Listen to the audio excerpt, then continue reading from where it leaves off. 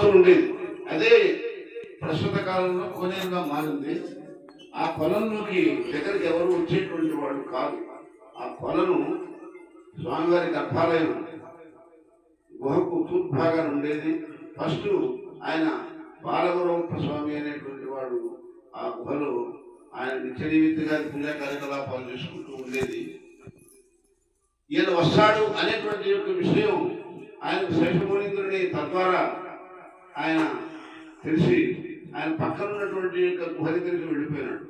ఈయన స్వామివారి భైరవకోన నుంచి నేరుగా ఆ గుహలో నుండి వచ్చేసి ఈ ముందు ఉండబడినటువంటి యొక్క సరోవరంలో స్నానం చేసి ఆ గుహలో కూర్చొని తపోనిష్ట చేస్తూ ఉండేవాడట, తపస్సు చేసుకుంటూ ఉండేవాడు. అయితే ఈ చుట్టుపక్కల పరిసర ప్రాంతాలంతా కూడా గొర్రెలు, మేకలు, పశువులు తోలుకొని వచ్చేటువంటి వాళ్ళు ఈయన ఆ బెళంలో నుంచి ఈ కోనేరులోకి దిగి స్నానం చేయడం చూశారు. చూసి ఈ కోనేరు ఇది అసాధ్యమైనటువంటిది, సాధ్యమైనటువంటిది కాదు. ఎవరైతే పొరపాటున కాలు దారి పడినా ఆడేదన్నా మంచినీళ్ళు తాగాలన్నా దిగి స్నానం చేయాలన్నా ఇక మరలా కనిపించరు వాళ్ళు. ఇక్కడ ఈ నీళ్ళలో ఈ కొలంలో పడిపోయినటువంటి వాళ్ళు శవం కూడా కనిపించదు. వాళ్ళు ఎక్కడ తేలుతారో ఎక్కడ ఉంటారో ఏదో అనేటువంటి ప్రస్తావన కూడా ఎవరికి తెలియదు. మరి ఈయన అనుకోకుండా పోయి ఆ పిడంలో దిగాడు, స్నానం చేశాడు, తర్వాత కొండ గుహలోకి వెళ్ళిపోయినాడు. మేము ప్రత్యక్షంగా చూసాము. ఇది చాలా గొప్ప విశేషమైనటువంటి విచిత్రంగా ఉంది. ఇంతవరకు ఇప్పుడు ఎన్నటికి కూడా జరగలేదు. కొన్ని వందల సంవత్సరాల నుంచి మా తాతల తండ్రులు ముత్తాతలు మేము చూస్తూ ఉన్నాము.